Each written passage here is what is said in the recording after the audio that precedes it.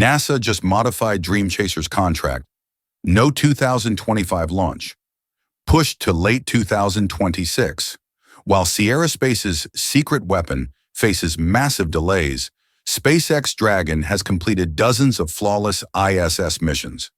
The numbers are devastating. Dragon dominates crew and cargo flights while DreamChaser remains grounded. NASA's guaranteed 7-mission contract? Now conditional on a demonstration flight. Has Dragon already won this competition? Let's dive right in.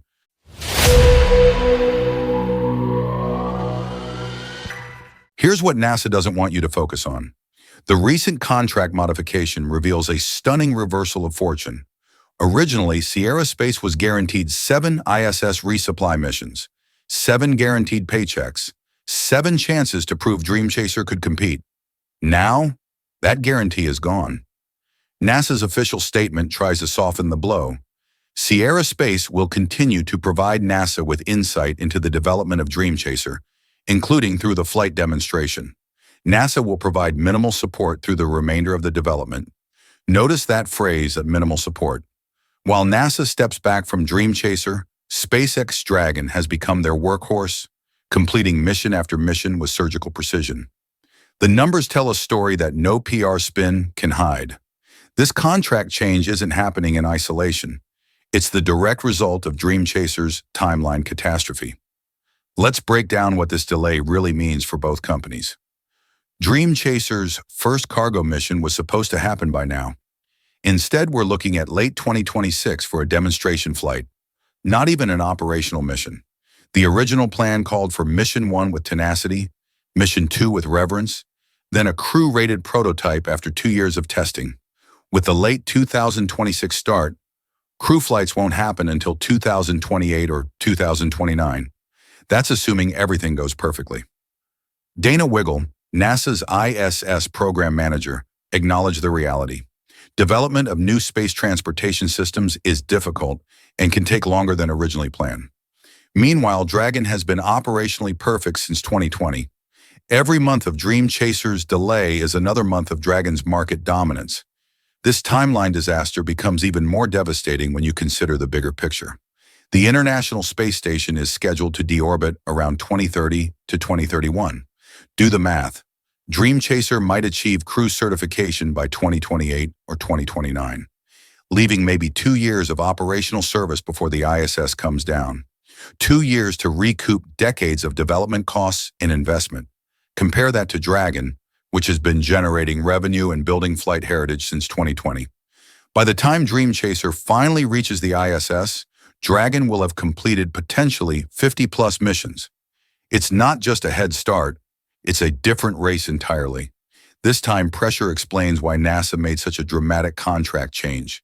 They can't wait forever for a spacecraft that might only serve them for 2 years. But the timeline isn't DreamChaser's only challenge. There's another layer that reveals just how complicated their situation has become: the coordination nightmare with their launch provider. DreamChaser has been caught in a scheduling disaster with ULA's Vulcan Centaur. When Vulcan was ready, DreamChaser wasn't. When DreamChaser neared readiness, Vulcan faced technical issues or had to prioritize national security launches. This launch provider mismatch has created a cascade of missed opportunities. ULA now faces a massive backlog, and DreamChaser keeps getting bumped down the priority list. Meanwhile, Dragon launches on Falcon 9, a rocket that SpaceX controls completely. No coordination headaches, no competing priorities, no external dependencies. This isn't just about spacecraft development. It's about having control over your entire supply chain, something SpaceX understood from day one. While DreamChaser struggles with delays and dependencies, Dragon has systematically built an unassailable market position. Since its first crewed flight in 2020, Dragon has become NASA's most reliable spacecraft with a perfect safety record across dozens of flights. More importantly, Dragon has proven its adaptability.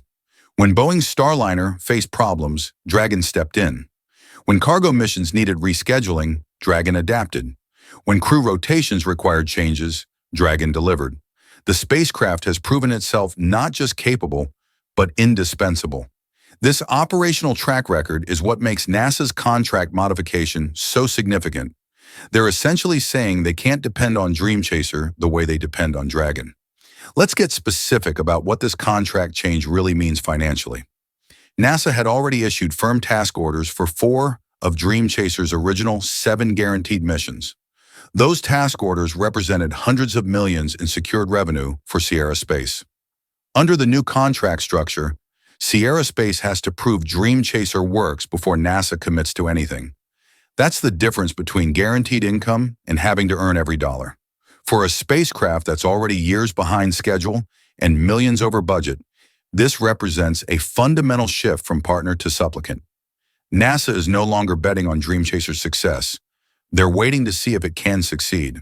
This financial pressure creates a vicious cycle. Delays cost money, which creates pressure for shortcuts, which can cause quality issues, which lead to more delays. This situation has an uncomfortable parallel to Boeing's Starliner program that should have served as a warning.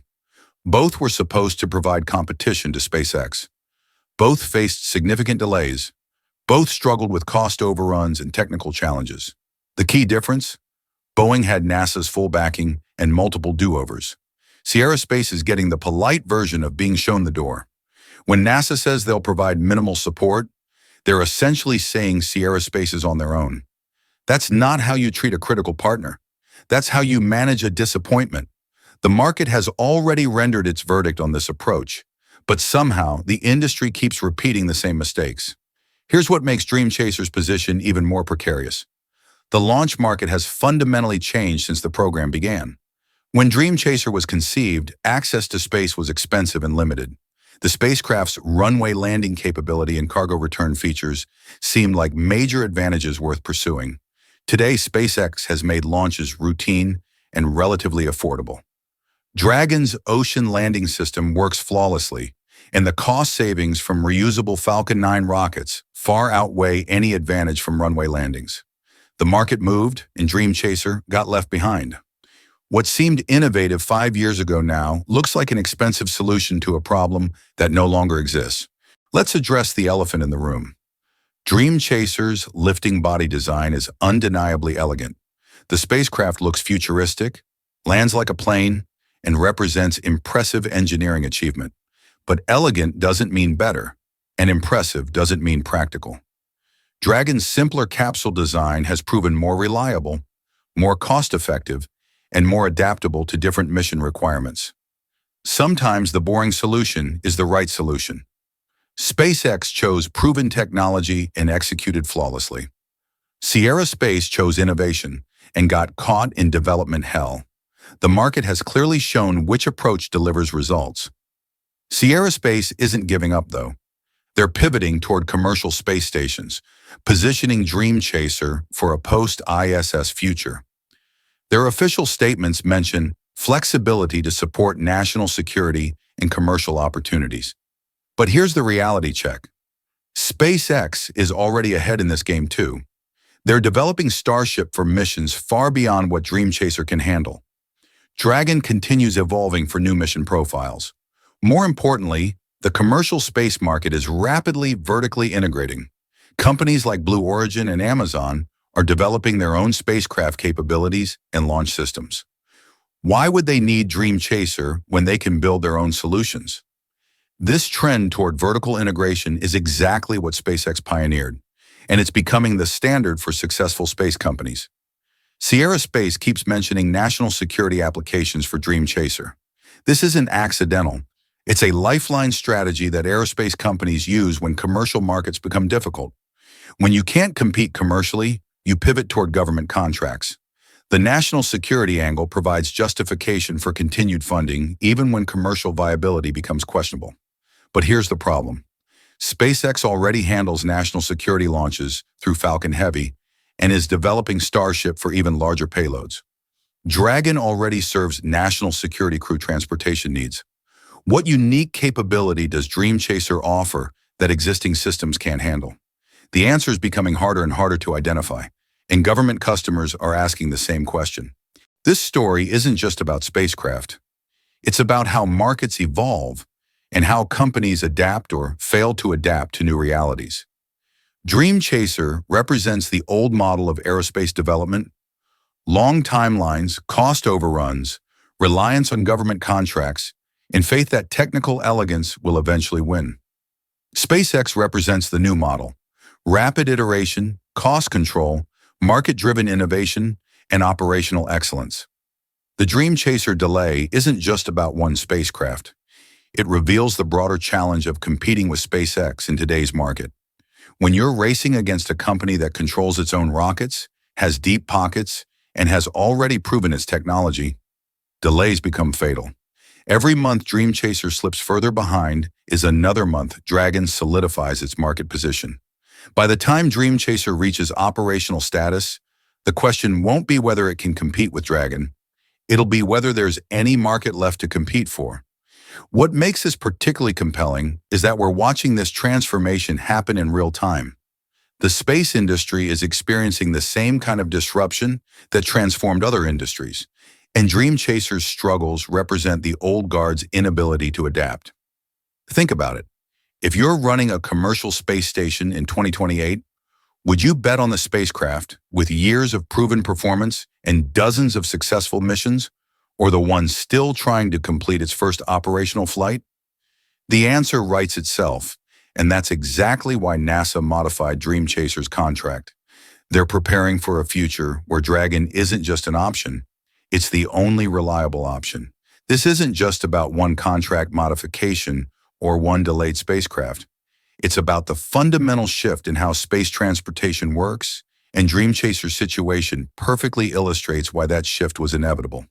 This is exactly why NASA modified DreamChaser's contract. Operational excellence beats elegant engineering every time. SpaceX didn't just build a better spacecraft, they built a better business model. Here's the bottom line. We're witnessing the shift from government space programs to commercial space development. The companies that master reliability and speed, like SpaceX, will determine how fast we reach Mars and expand across the solar system. This is just the beginning.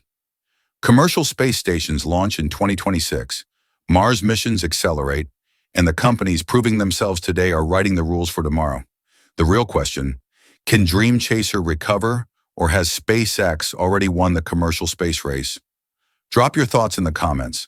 I want to hear whether you think there's still room for DreamChaser in this new economy. If this breakdown helped you understand what's really happening in commercial space, smash that like button and subscribe to Space Hub for more deep dive analysis. Hit the notification bell so you never miss our latest space industry insights. The space race isn't over. It's just getting started, and reliable execution will determine who wins.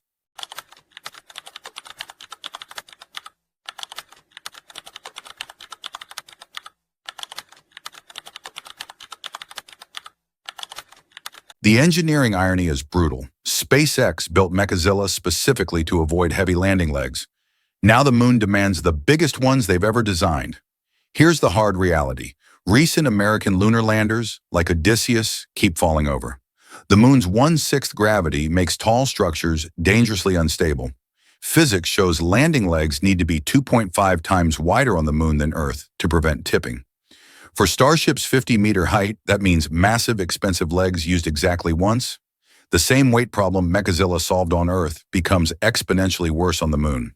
SpaceX faces three brutal options: build enormous disposable legs, attempt risky horizontal landings, or construct lunar infrastructure that's years away. With Artemis 3 targeting 2027, time is running out. The decision will define humanity's lunar future and SpaceX's engineering legacy. Let's dive right in.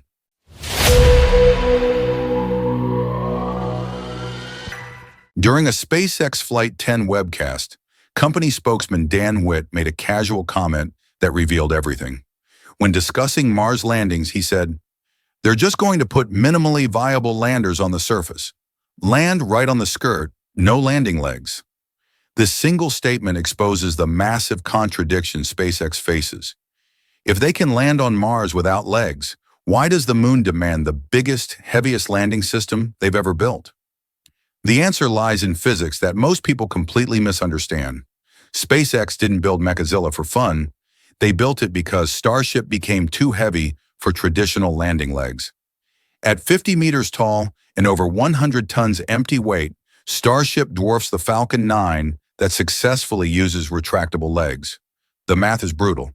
Engineers estimate Starship would need at least 6 massive legs made from carbon fiber with aluminum honeycomb cores. On Falcon 9, these expensive materials make economic sense because the rocket flies repeatedly. Each reuse justifies the high upfront cost. But Starship's lunar version breaks this equation completely. The human landing system has no heat shields, no re-entry flaps, and no return capability.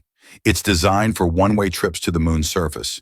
Those expensive carbon fiber legs become the most costly lunar decoration in history, used once and abandoned forever. This economic reality drove SpaceX to develop Mechazilla's catch system, but the solution that works perfectly on Earth becomes impossible to replicate on the moon, creating the engineering trap SpaceX now faces. February 2024 delivered a harsh lesson about lunar landing reality. Odysseus, built by Intuitive Machines, became the first American spacecraft to reach the moon in over 50 years. The mission should have been a triumph. Instead, it became a warning. Odysseus toppled over during landing. At just 14 feet tall, the lander couldn't maintain stability on the lunar surface. Its antennas pointed sideways instead of toward Earth. Solar panels faced the wrong direction, and mission capabilities were severely compromised.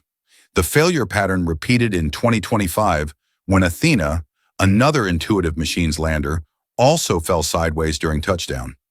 2 consecutive American lunar missions, 2 sideways crashes. The message became clear. Even small landers struggle with lunar stability. These failures weren't flukes or bad luck. They revealed fundamental physics challenges that affect any tall, narrow vehicle attempting to land on the moon. And Starship is nearly 4 times taller than Odysseus. Most people assume the moon's weak gravity makes landing easier. This assumption is dangerously wrong. The moon's gravity is only 1/6 of Earth's, and this creates stability problems that don't exist on our planet. Dr. Sarah Chen, a former NASA flight dynamics engineer, explains the counterintuitive reality.